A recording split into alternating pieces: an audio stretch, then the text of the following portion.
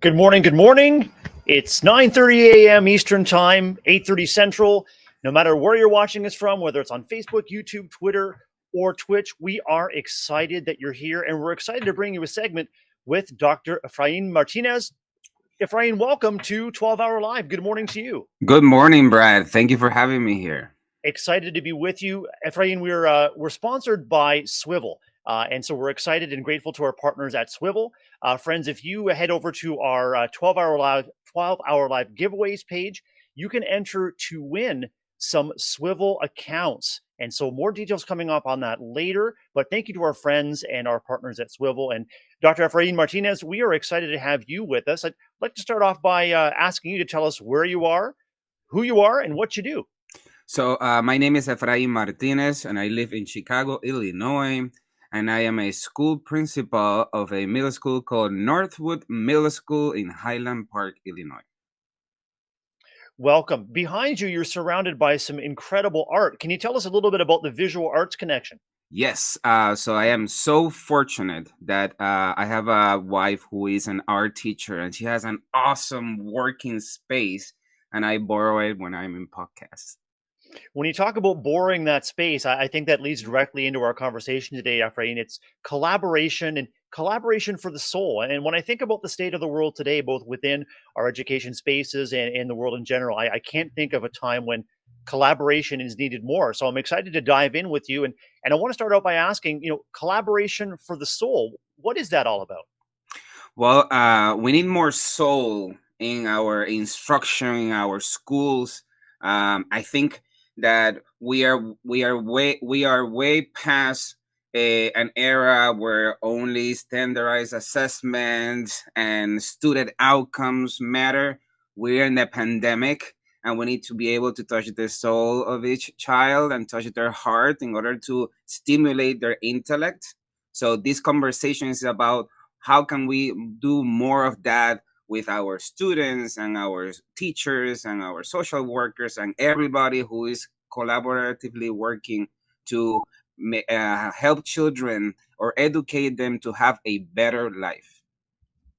Efrain, when I think about the different ways that we interact with one another and the work we do together, I wonder if there are sometimes some misunderstandings among us if we're working in teams or groups that what we're actually doing may seem like collaboration, but it's really not. Are you aware of any pitfalls or any sort of uh, any pitfalls in terms of collaboration? What kind of things do we need to watch out for or be aware of to maybe signal that we're actually collaborating together? Well, we need to use the words, right, and to collaborate. We work in islands, and we bring the best, right? We sacrifice our time with our families to prepare our lessons and prepare our professional learning events. But when we don't collaborate at the end, it's comfortable at the beginning, but very uncomfortable at the end when we realize that things don't click, and all that time that you invested preparing the class or preparing a professional learning event did not work the way you intended. And it's because it's missing that specific formula that is the power of collaboration, that we are better when we are together. Can you expand a little bit on what's in that formula? Sometimes we might call it the secret sauce. What are the ingredients that signals to school leaders and those that we are serving as members of teams? What signals that collaboration is happening versus it's not happening? Well, it's so important to know that when something is really working, there is enthusiasm from all parties to bring knowledge into the equation. When you see that a group, only one or two people are bringing all the items, then you know for a fact that collaboration is really not effective. But when people are compelled to join forces because they're fascinated by the idea of supporting students where they're at, not where they should be, where they're at, then you know that collaboration is really flowing with enthusiasm and energy. Efrain, both of us are school leaders, and I can think back to some staff meetings where maybe I was transmitting information or providing instruction or direction with the wrong impression that what I was trying to engender was collaboration. If we're simply giving instructions and trying to rally support, that's only the beginning. And I wonder, what's your vision for for a school or for an education system that really concentrates on that ingredient of soul in the collaboration?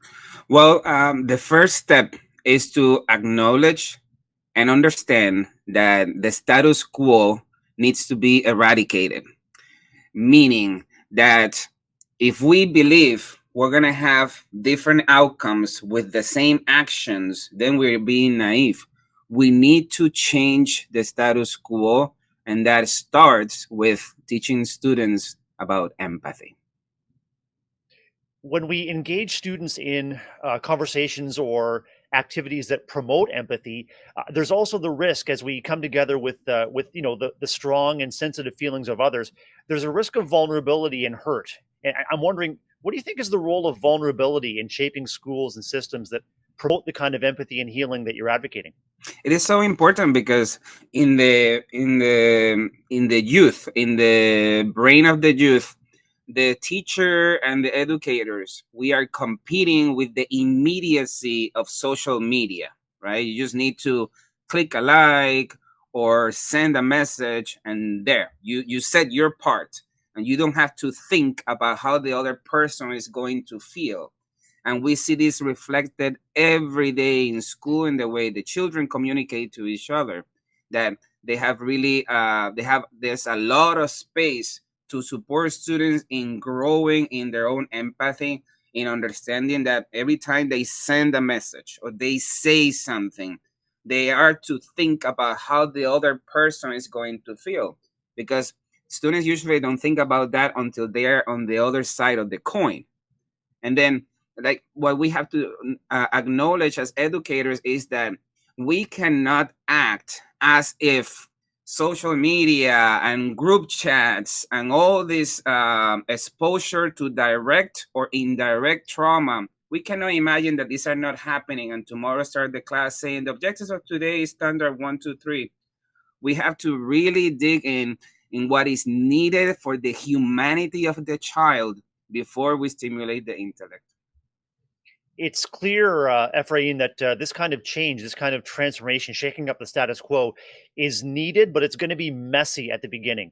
And I'm wondering, how do you and I, as school leaders, or how do we, as educators who are moving teams forward to challenge existing practices to really build the empathy among collaborators, how do we sustain the interest and energy when things get hard? That is a very good question. And this is absolutely a labor of love founded in consistency. So every message as the school leader has to embed sharing this need and this urgency, but with an element of compassion, because not everybody is going 100 miles per hour, right? Some people are going at 64 miles per hour. And if you reprimand that educator who's trying to go to 65 miles per hour today and 66 tomorrow, you have to meet them where they're at, make them feel that whatever they are doing, at least there's some ounce of something that is good. And then you can ask questions to make them feel compelled to say, I would like to do something better. So there's nothing more that you can do to support the education system than to support the teacher to get to the point when they say, I want to do it, rather than saying, oh, this is mandated, therefore I need to do it. And the soul is the constant thread, isn't it, between our interests and our actions and the eventual outcomes. And as we shift our conversation to some practical strategies, I want to focus on educator needs right now, and I'd like to invite our viewers to chime in the comments and let us know, in your educational space, whether it's your classroom or your workroom or your staff room or your campus or your district, what are some of the collaboration pitfalls that you're experiencing? Where is collaboration falling short? And what do you need as an individual or as a staff group, as a faculty? What do you need, whether it's on the human level or on the logistical level? What do you need to break through those barriers to make collaboration possible? Is it a lack of empathetic listening on the part of school leaders or of faculty? Is it a lack of understanding of what needs to be done in sort of the logistical steps? I'd love to know about some of those pitfalls, and Dr. Martinez and I would love to dig into some practical strategies to address whatever is coming up for you in your faculties and educational spaces. So as we shift attention maybe to some practical strategies, what are some of the most what are some of the most recent or common collaboration pitfalls, and what would you recommend people begin to do? That is a great question. I recently led a professional learning event with English learner teachers and dual language teachers. And what we learned together is that we have so much more in common than what we expected. Again, we work in areas. I'm an English teacher, a math teacher, a science, English learners, and everybody's in their own world in specialties. And for us to really eradicate the status quo, people need to come together. So we had a professional learning event about the power of words, microaggressions, and other strategies that can support students. And by the end of the class, when people were making presentations and they were mixed, that we randomized people specifically to ensure that people were working with people from different departments. And at the end, it was beautiful and it was fructiferous because people were saying, "Oh, I didn't realize you were doing that. We are so close yet so apart."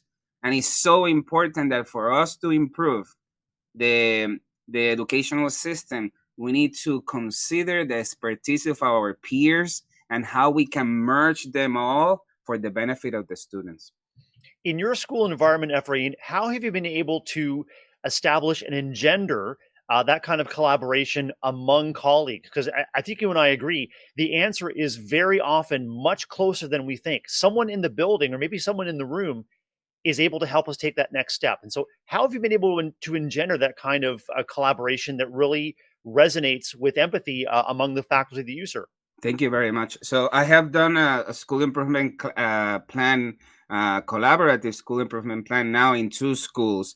And in my first school, I remember we did a survey, anonymous, for people to express how they were feeling in school. How can we improve the teaching and learning? And one of the feedbacks that was very strong was that some of the staff wrote in that feedback that they didn't like this is about 7 years ago. They didn't like the language being used by some of their peers in the teachers' lounge, and that people didn't feel comfortable or safe. And as a principal who never eats in the teachers' lounge, I would have never learned that this was happening. So, because that was addressed and was vocalized immediately, it just like that dissipated because people, the two or three who were doing the things that were not supposed to, immediately stopped doing it because people were able to communicate. So the job of the leader is not to impose things, but to bring it to light, to have people talk about the things that need to be better. So therefore, the infrastructure of how everything is working is fixed within itself and not you by mandating things. What are some of the emotional or practical barriers that our colleagues might be facing or feeling that might make them reluctant to bring to light things that are challenging or that are interfering with school culture? Well, just like with the kids, right? The teachers don't want to be snitchers, right? They don't want to say, well, this staff is not really preparing their lessons or this staff. And it's understandable, right? We are always navigating between the world of the adult and whatever baggage we bring from home to how to negotiate with our peers and colleagues at school. So I believe that providing opportunities for people to be blunt and vulnerable and honest really exposes people to realize that vulnerability, like Brene Brown says, if anything, is a superpower. It gets us closer to where we want to be. I'd like to take a second now just to pause. We're halfway through our segment. Fantastic conversation and more fantastic conversation and thoughtful dialogue on bridging boundaries and bridging practices through empathy and through collaboration for the soul. Just a moment to thank our sponsors, Swivel, for sponsoring the segment. And Swivel is a company that designs audio and video supports to allow for collaboration, just like we're talking about in this segment. And you viewers can snag some pro accounts from Swivel just by heading to www.teachbetter.com/ 12-hour giveaways. That's 1 2 hour giveaways, plural. You can sign up to snag some pro accounts from Swivel, and you can leverage Swivel to support your collaboration, just like Efrain and I are talking about. So, Efrain, I want to I want to quote you back to yourself, if I may, and Yeah. get the conversation shifted back to some practical strategies. And you've written that we need to build up a brand new education system where we concentrate on the humanity of the student. And a student that consistently feels our loving attention is a child that will learn anything. So, what I'd like to do is to ask, as school leaders, are there ways that we can really put love at the forefront of what we do so that we're consistently devoting loving attention to our colleagues so that they in turn have the ability and the energy and the explicit permission to shower children with love? What do you think? And how are you doing that? Absolutely. So I was telling my wife there's a student that calls me dad, right?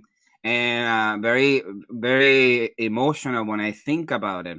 But when you deconstruct why will a child call you dad, you have to absolutely ensure that that is happening because that child feels the love of the school administrator in the building, right? That child is lacking a father figure at home. That child is lacking perhaps the attention that he or she deserves. Mm-hmm. So the important thing is that when you have a child in the school that feels loved, well attended, that we hold them accountable for their actions. We support them in restoring the damage that they may have caused by disrespect or vandalism or anything that they bring to the table. Then that child is going to be more likely to say, you know what, I'm going to work smarter because this person that is teaching me truly wants the best from me. Because if you think about it, in this 21st century, where trauma lives in both wealth and poverty, we cannot assume that kids come to school every day like nothing has happened. We are to think of our schools like emergency room doors. A child leaves, and something may have happened the day before, like a traffic accident, or there was some bullying in social media, and that child and all their peers and friends, because they are connected to each other, they know what is happening, but we as educators don't. And if we don't have the proper training and capacity to address the child every morning, to get them straight, to go to class, then we are just wasting our time.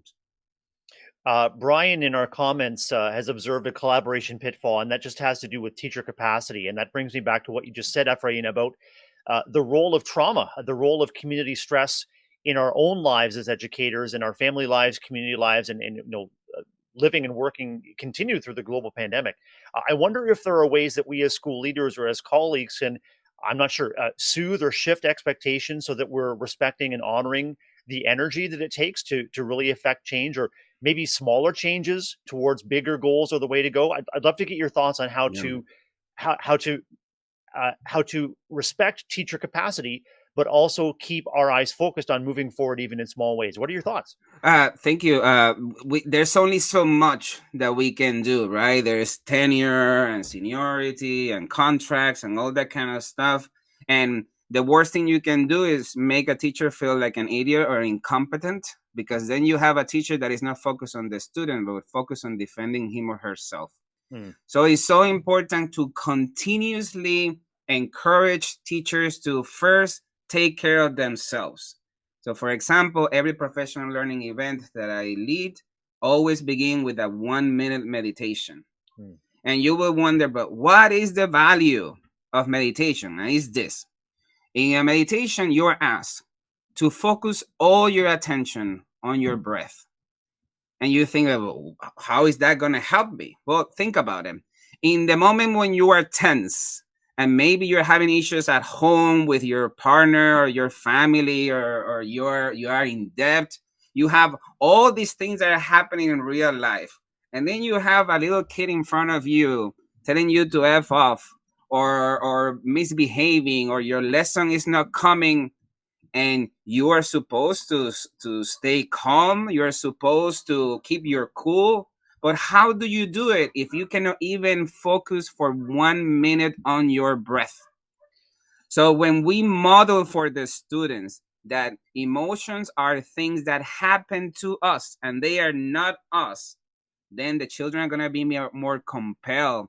So when they're older and they break up with a boyfriend or a girlfriend, or they have a failure, they understand that those are just parts of life and they can do something about it and it does not define them. One powerful strategy that comes to mind for me is letting our colleagues and also our students know that in a school setting, emotional management, managing those emotions, it's incredibly energy intensive. You mentioned a child coming to school who's recently had a personal breakup. Maybe it's a staff member coming to school who's experiencing family or community or health stress, and we're supposed to show up and be our best and be at our calmest and be at our most loving. But managing this swirl of emotions that we ourselves are feeling and that our students are feeling too, could it be as simple as naming that managing those emotions is stressful? And do we have spaces and do we have opportunities for us as educators and for our kids to just be real about their emotions, to share them without shame? What might be working in your faculty on your campus? So I think that very important is to use vocabulary words, Hmm. right? Clearly identify and point out where is the cancer in your soul, in your being. Where is that you need to tackle, right? So it's so important. One of the things that I highly encourage is for people to use the mood meter for from the Center of Emotional Intelligence at Yale University.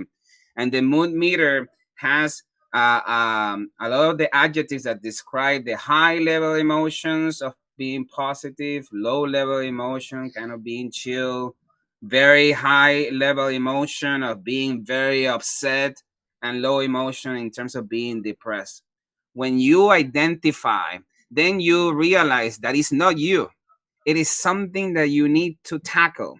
And when you verbalize these things and you tell the students, yesterday I was feeling like this, and therefore I did these steps in order to move away from this, then we are teaching something that goes beyond the state standards, it goes beyond standardized assessment, and allows the student to make a better decision when they feel challenged by life.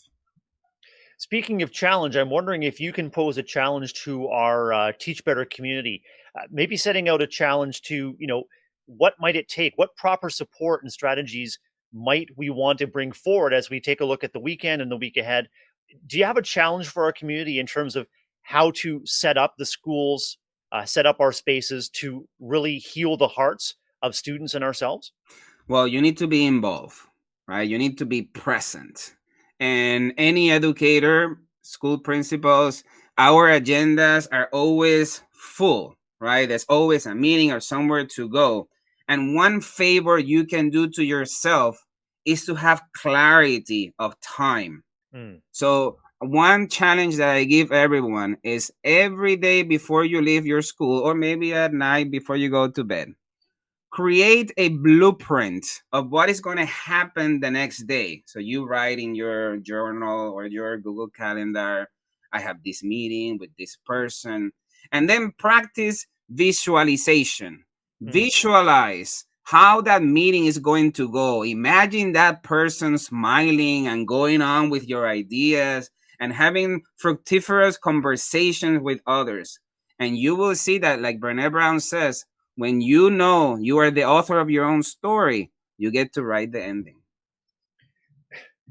Incredible. And I'm thinking too about the power of involving ourselves as colleagues, but also our students in our spaces in being the authors of that story, and recognize that we're all involved in creative work each and every day. Anytime that we're bringing something new, sharing new ideas, or shaping educational experiences based on the immediate needs of those in front of us, we have an opportunity to be both creative and tremendously influential, both in the lives of our kids, but in the lives of each other. This has been a wonderful conversation. Dr. Martinez, how can our audience stay in touch with you if they want to follow up or get to know more about who you are and how you do what you do?